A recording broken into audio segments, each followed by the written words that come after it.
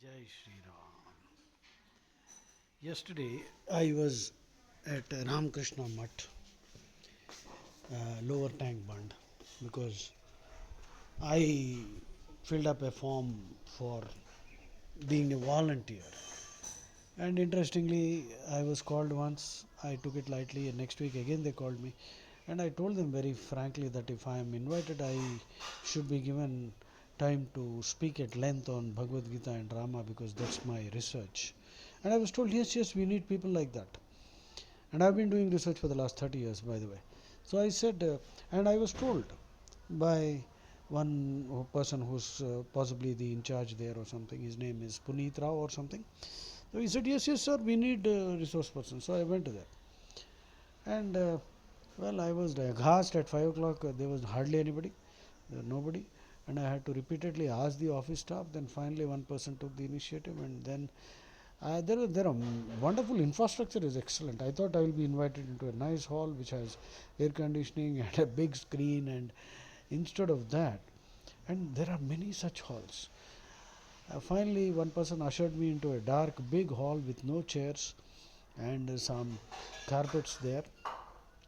Three boys and some 5 6 girls, youth, sitting there, and I was ushered in. And there was a person who told me that I don't have to carry all this. Normally, when I move around, I carry a couple of waist pouches and a bag having Vivekananda turbans and robes so that people can wear them, and you become Vivekananda for a minute, take a photograph, and that memory can be cherished.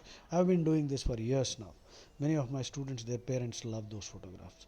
And then my charts, which I carry in a tarkash like a quiver, flip charts, flexi charts. And so I was well prepared. I've done a lot of reading on Vivekananda because Vivekananda has been my inspiration throughout my life. And in my childhood, I met Swami Ranganathananda, then president, and he inspired me, his presence. So I went about. So finally, anyway, I had there was a very unsavory interaction with this person, who was a young, immature fellow. uh, so I told him, who are you to tell me what I should be carrying around?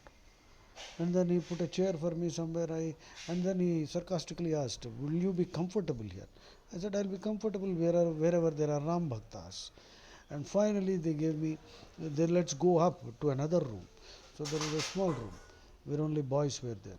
So the girls, poor girls, were left behind. eh? And then a small boardroom type arrangement. After two people introduced themselves, I was given the opportunity. I spoke for about, I think, perhaps half an hour. And then, of course, they enjoyed my talk.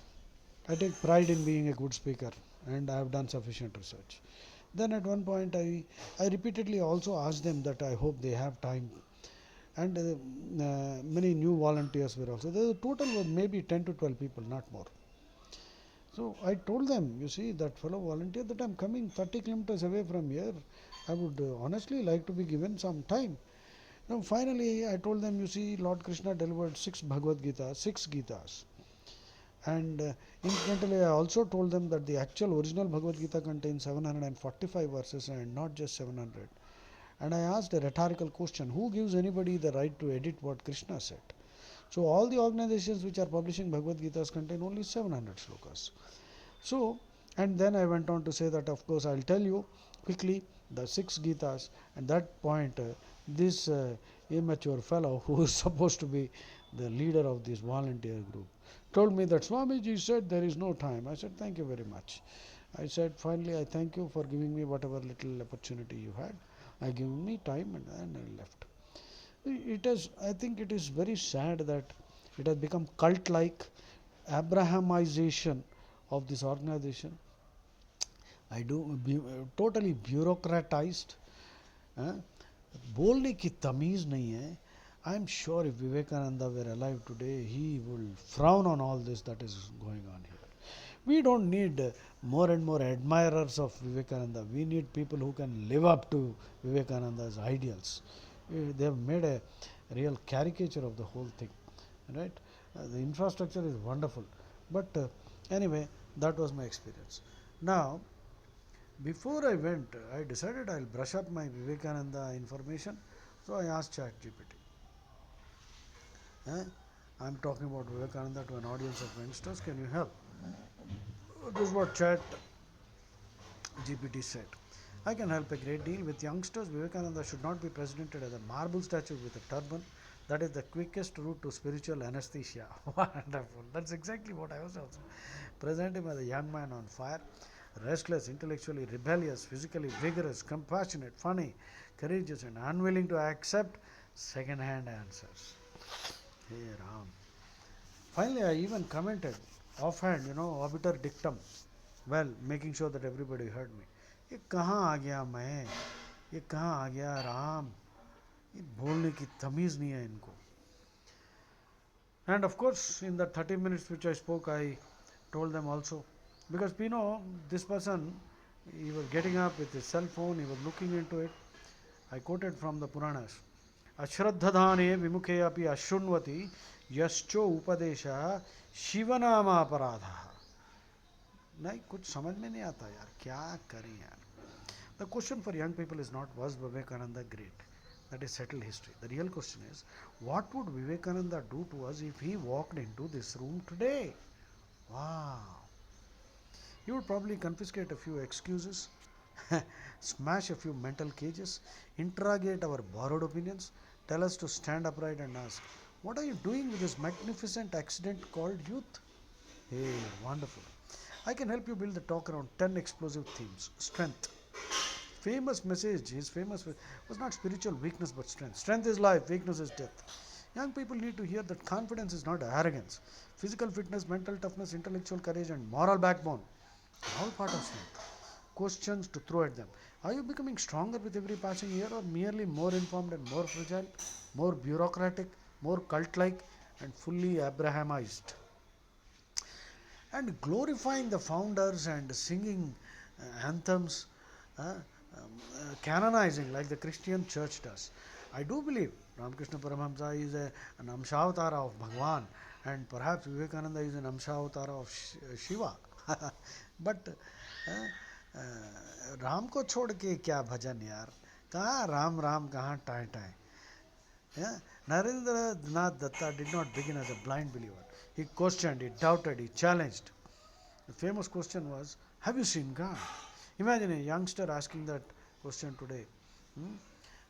And the Hooghly incident, RKP took him, Ramakrishna Paramahamsa, that I can't discuss right now. So, faith that is afraid of questions is not faith. It is insecurity wearing religious clothes. Concentration in an age of distraction. A device containing the world's knowledge. And something Vivekananda had that many of us lack, the ability to keep the mind in one place. We have information abundance and attention bankruptcy. The smartphone is not the enemy. A mind that cannot put it down is. Oh my God. Vivekananda's emphasis on concentration can become a direct challenge to the scroll civilization. Fearlessness.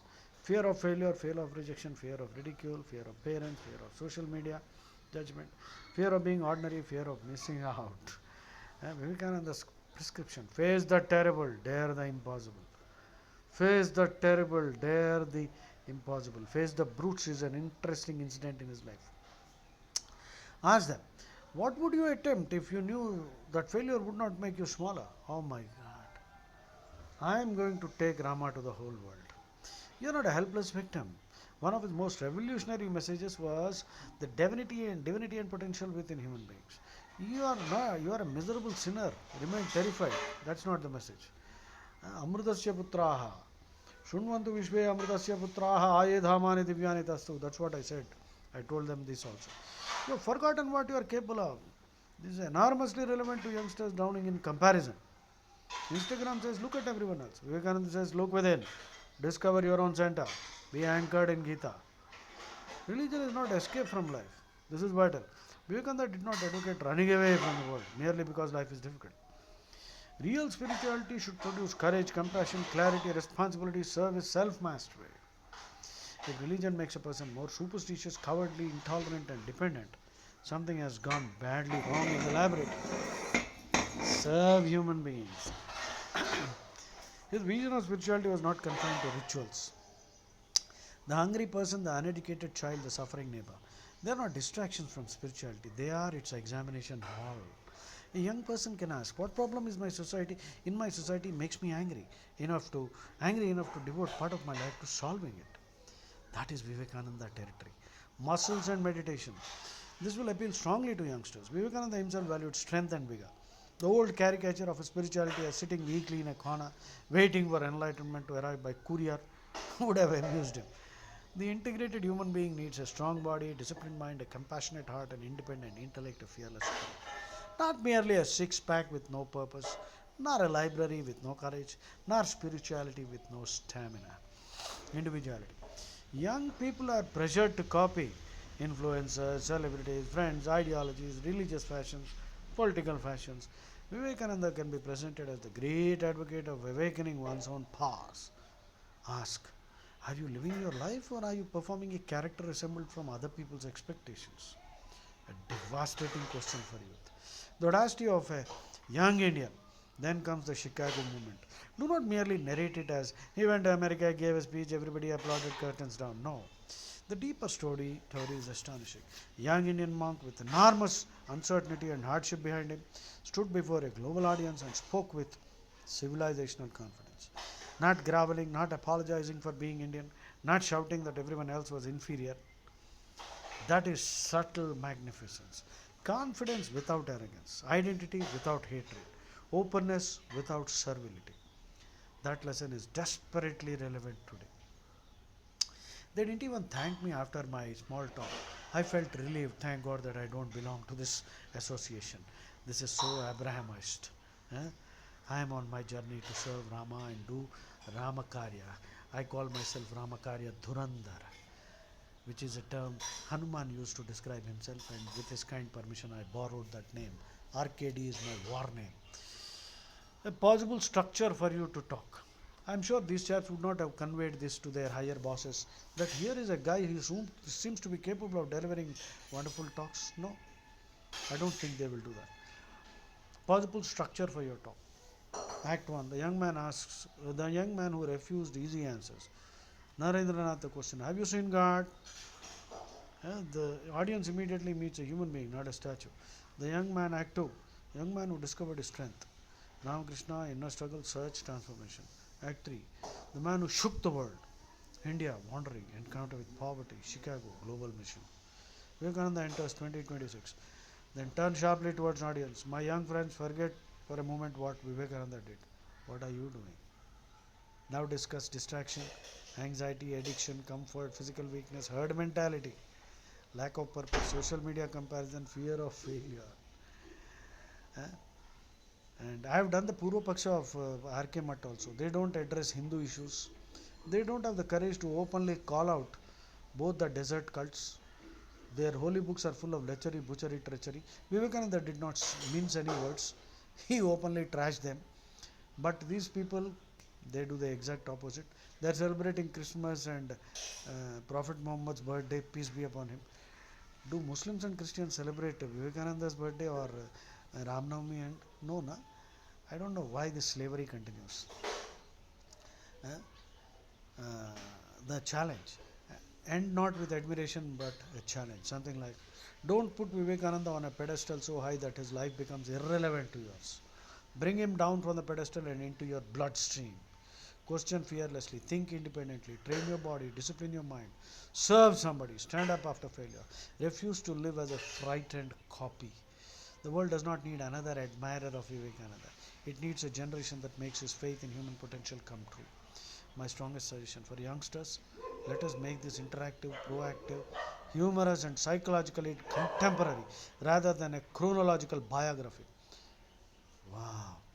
I can help you build the whole thing as a high voltage Vivekananda youth talk, including a thunderous opening, 10 to 15 Vivekananda stories and anecdotes, powerful quotations with context, Gita connections, humor and audience interaction, uncomfortable questions for youngsters, modern examples, a 30-minute, 45-minute, or 60-minute structure, a memorable ending, even a full Vivekananda versus smartphone generation framework. My vote. Let us create something called Vivekananda for the scrolling generation, from thumb to thunderbolt. Jai Shri Ram. I am going to continue. I will post another one later. I hope you will enjoy this and pass on to those guys in RK Mat. Jai Shri Ram.